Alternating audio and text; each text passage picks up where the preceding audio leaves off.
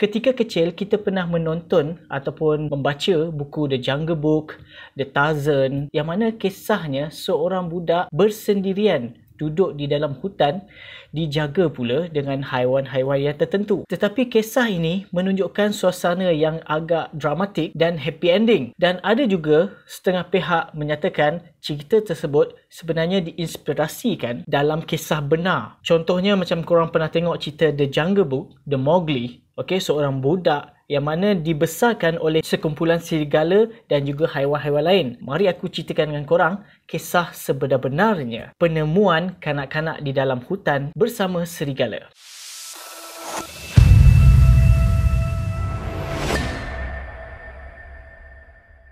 Pada tahun 1867, sekumpulan pemburu yang mana menemui satu lokasi dan berhenti kerana memperlihatkan satu peristiwa aneh yang berlaku dalam kawasan hutan tebal di Bulan Shah yang mana terletak di utara India. Dengan riak muka yang agak pelik, mereka melihat sekumpulan serigala berkeliaran dan diikuti pula dengan seorang budak berjalan dengan keempat-empat kakinya. Kalau korang pernah tengok filem Mama, yang mana ditinggalkan oleh bapanya di rumah dan dijaga pula dengan hantu yang dipanggil Mama, dan ada dua orang budak yang mana kakak dia dan adik dia. Dan adik dia ni macam baby lah. Kalau kau tengok keadaan dia berjalan, yang mana dia tak boleh nak berjalan seperti biasa, dia hanya menggunakan 4 kaki. So begitu jugalah dengan peristiwa ni, yang mana sekumpulan pemburu tersebut melihat keadaan ini. Tidak lama kemudian, kumpulan serigala tu terus hilang dan dipercayai sekumpulan serigala tu masuk ke dalam gua bersama dengan budak tersebut, yang mana gua merupakan tempat tinggal orang. Kemudian kumpulan pemburu menyalakan api dan masuk ke dalam gua tersebut dan menghalau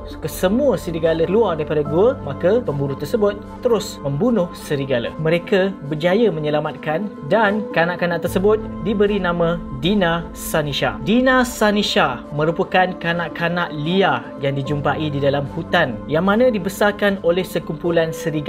Negara India ni memang banyak history ataupun sejarah dan kisah tentang kanak-kanak begini, yang mana kalau kita tahu banyak dan ramai kanak-kanak yang dibuang oleh ibu bapa yang tidak bertanggungjawab di India lebih-lebih lagi. Maka ada sesetengah kanak-kanak yang dibesarkan oleh harimau kumbang, ayam, anjing sekalipun dan sebagainya. Bagaimana kanak-kanak ini boleh tinggal bersama mereka ni masih lagi tidak diketahui. Dalam kisah-kisah rakyat sering diceritakan di dalam buku-buku di seluruh negara, dan kanak-kanak liar seperti Dina Sanisha ni dianggap satu keajaiban.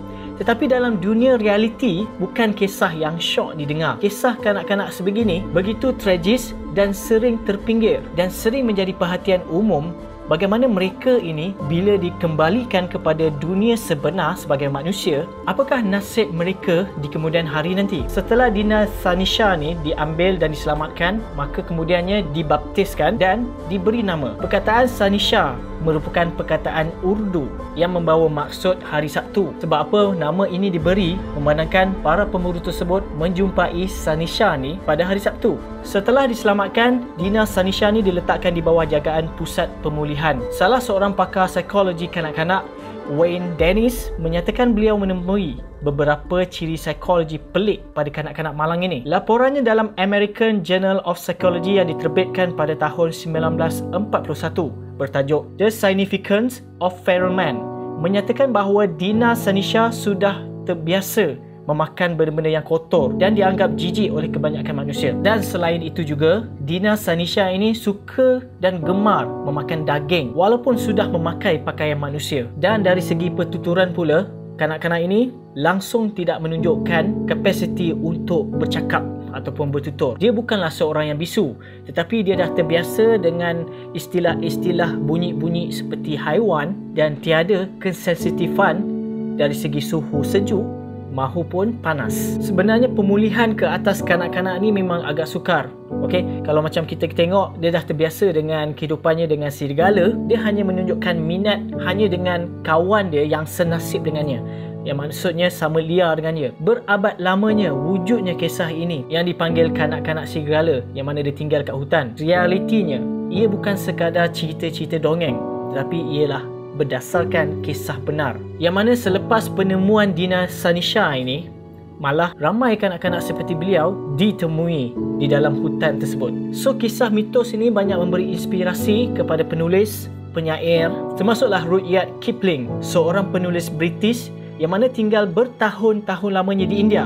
Setelah penemuan Dina Sanisha ni, beliau telah menulis buku cerita kanak-kanak iaitu The Jungle Book yang mana korang boleh tahu dan popular sehingga kini. Walaupun Dina Sanisha ini diletakkan di bawah pusat pemulihan, tetapi dalam proses tersebut gagal untuk hidup sebagai manusia biasa. Antara perkara yang mampu dia buat adalah berjalan seperti biasa, tetapi masih lagi tidak pandai untuk memakai bajunya sendiri. Malah nak makan menggunakan pinggan dan cawan pun tak boleh. Apatah lagi jika dia nak makan, dia menjadikan tabiat dia untuk menghidu dahulu sebelum dia nak makan. Dan makanannya adalah daging, dan daging itu adalah daging mentah. Dan yang paling menyedihkan, tabiat buruk seorang manusia yang berjaya dia pelajari adalah merokok, dan dikatakan dia seorang perokok yang amat tegar. Akhirnya, Dina Sanisha meninggal dunia pada tahun 1985 dipercayai akibat penyakit batuk kering.